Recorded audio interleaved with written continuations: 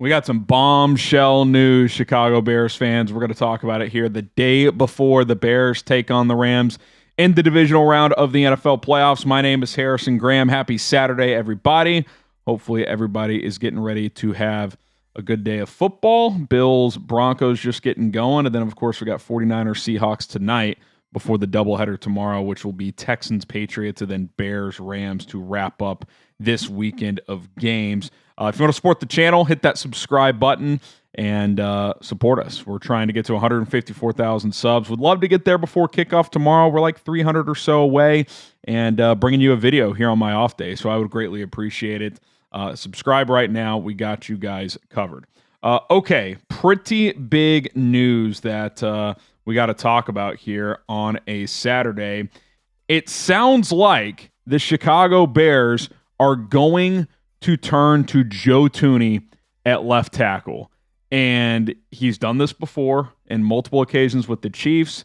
He started 6 games there at left tackle last year, including all 3 playoff games. And for the most part was pretty solid until the Super Bowl. The Eagles kind of exposed him out at that position. That did not go well. But it sounds like this is where the Bears are going to turn. Brad Biggs had the report about an hour ago, said that they're thinking about making this move and that either Jordan McFadden or Luke Newman would get the start at left guard. And then just about 15 minutes ago, before I hit record to film this video, Adam Jahns also weighed in on this report and said it sounds like they're going to do this and that Jordan McFadden would likely get the first crack at left guard. Remember, McFadden had a really good training camp in preseason, actually did not make the initial 53-man roster, but got signed to the active roster, I don't know, halfway through the season, 6 weeks ago, something like that.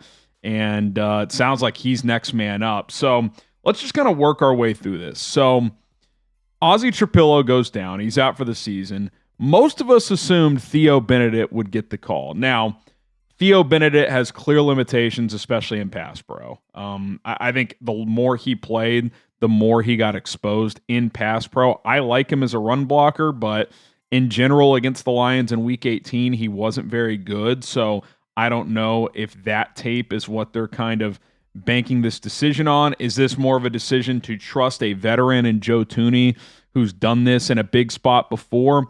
It's hard to say. It's hard to know what their kind of pros and cons checklist is in terms of making this move, if indeed it's coming. And it sounds like it is. We won't know for sure probably till warm-ups tomorrow, but it certainly seems like this is the direction they're going to go. And to me, you got to ask yourself this simple question. Is Joe Thuney at left tackle with either Luke Newman or Jordan McFadden at left guard a better option than Theo Benedict at left tackle or Braxton Jones at left tackle, who hasn't even put pads on since September? I do wonder how much of that factors in, because Braxton Jones has been back at practice the last 2 weeks, but padded practices have been over with. So he hasn't actually hit anybody in over 3 months, since September 28th when they played the Las Vegas Raiders. That's the last game Braxton Jones played in. So it's a tough call. I think as a Bears fan, this is probably a spot where you just kind of have to trust Ben Johnson and Dan Rochar a little bit. Maybe it ends up being the absolutely correct move. Maybe it's a disaster. I don't know. I do think you have to be willing to adapt on the fly if necessary. Now, it wouldn't be ideal if you made this move, practiced it this week, even though there's no pad, so it's more of like mental reps, and then, a quarter in, pivot back, put Theo at left tackle and Thuney back at guard. But this almost feels like, to me, that they have concerns about Jared Verse against Theo Benedict, which, listen, I would give Jared Verse the advantage there as well. Same thing with Braxton Jones. What does Jared Verse do well? He's a bull rusher. Braxton Jones does not have a good anchor. So they clearly do not feel confident in their options at left tackle after Ozzy Trapilo, at least for this matchup. And that could be part of it too. Maybe this is just a specific matchup thing. I'm not sure. But this is bold. You make a move like this and it blows up in your face, you're opening yourself to criticism. Now, if Joe Thuney struggles at left tackle, does that mean that Theo Benedict was going to hold up? I don't know. That seems like a stretch, but there could be a lot of reasons for this. Maybe part of this is an idea to try and bolster the run game, which has not been good in recent weeks. I'm not 100% sure. What I am certain of is I did not anticipate this. I didn't even float this out there as an option this week. So they held their cards close to their chest. Someone leaked this out. I don't know if they intentionally leaked it out to Brad Biggs or to Adam Jahns or whatever, but clearly it got out there, and it sounds like this is happening. We'll know more tomorrow when they warm up, but Biggs does not put out garbage, and Adam Jahns, same deal. The fact that he's saying it, maybe it's on 100% set in stone, but there's wheels in motion. They have considered these options throughout the week at a bare minimum.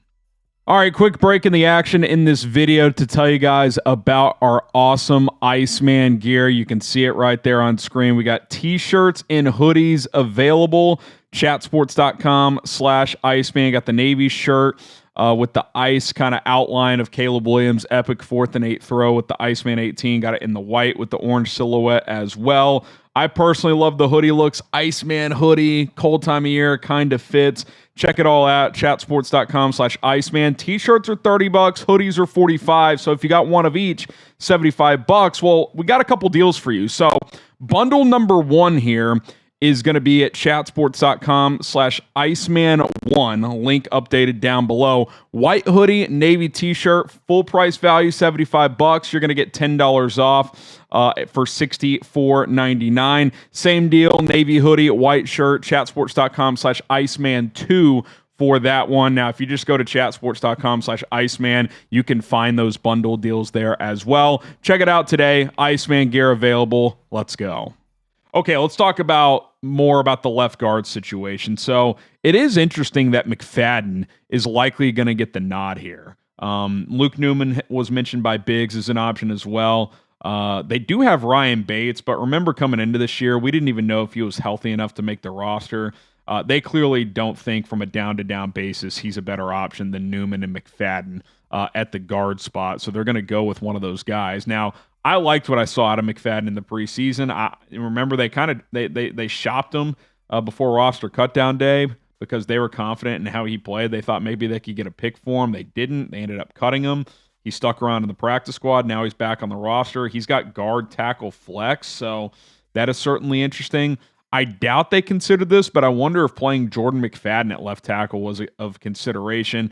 I think that's too risky because left tackle is such a high leverage spot. It's Caleb Williams' blind side. So, you almost wonder if this thought process in general is just like, hey, we would rather take a slight hit at left guard than a major hit at left tackle because disastrous plays to your quarterback are more likely to come from the blind side than they are from the interior. Now, most quarterbacks don't like interior pressure, but if they can hold up well enough, you still have Jonah Jackson, Drew Dahlman in there, Caleb's escapability. They must feel like this is the way to go. And, if you're asking me how I personally feel about it, I'm a little surprised.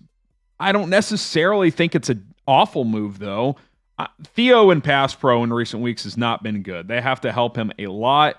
Joe Thuney should at least be able to hold his own over there. Now, he's probably going to lose some. Joe Thuney is not going to be as good at left tackle as he was at left guard. Just looking at some of the PFF grades last year, in 6 starts at left tackle, he graded even in the Super Bowl, he still graded 65 overall, so he actually wasn't as bad as we remember. I think that O-line as a whole was actually just pretty rough, including our friend Trey Smith. He only had 1 game under 60 at left tackle, but he didn't have any of those 80 grades either, right? Where he does at guard all the time. Whereas you look this year, his PFF grades, his overall grade is 79.4, pass blocking 88.6, run blocking 71. Last year at left tackle in those 6 games, 68, 58, 67, 64, 73, 65. So a little less than what he's done at left guard this year, but still above average. And the pass blocking in particular, only one of those 6 games was pretty poor, and that was against the Texans. Well, they have Danielle Hunter and Will Anderson Jr. I like Jared Verse. I don't think he's as good as those guys. So this feels like a calculated move. Like, hey, let's trust the veteran. We have some options we like on the interior, and let's see if Tuni can hold up over there. And maybe it actually helps out the run game a little bit. So we'll see what happens. I mean, to do this in the divisional round is certainly bold, but you know, they wouldn't do it if they didn't think it was the right move. So, I'm not going to sit up here and act like this is the craziest thing I've ever seen. Now, it's going to look bad if it'll actually look worse, not if Thuney necessarily struggles, but if like whoever they put at left guard, it's just like a turnstile, just a disaster. And they clearly don't think that's going to be the case. So, Jordan McFadden, Luke Newman, whoever it is, I will say when Luke Newman played for Jonah Jackson for like 20, 25 snaps earlier in the year, I thought he held his own. Whether it's him or McFadden, sounds like McFadden has the early track. They must like what they've seen. And again, I know it's preseason. I liked what I saw in camp and in the preseason, but this is a big stage for to turn to a guy like Jordan McFadden. But if he's in between Joe Thuney and Drew Dahlman, that should help. That you're playing between two really good players. So keep that in mind as well. All right, before we get out of here, a couple other news items. The Bears elevated Nikola Kalinic at tight end. You have unlimited elevations in the playoffs from the practice squad. They like having that fourth tight end available. I would still imagine they're going to chip some on the edge at left tackle, especially with Tuni playing out there for the first time all year. The Rams have also elevated a couple of players, Elias Neal at linebacker, and then safety Tanner Ingile as well. So a couple of practice squad elevations for both teams. But Joe Thuney, we are wishing you luck. We hope this pays off for the Chicago Bears, certainly. And bold move by Ben Johnson and company if that's the direction they end up going in. My name is Harrison Graham. Thank you guys so much for tuning in. You guys let me know, is this the right move, kicking Joe Thuney out to left tackle? Again, not officially official, but I'd give it a 90+% chance. Is this the right move? Type Y for yes, type in for no. Let me know in the comment section below. Hit that subscribe button. We'll see you guys tomorrow.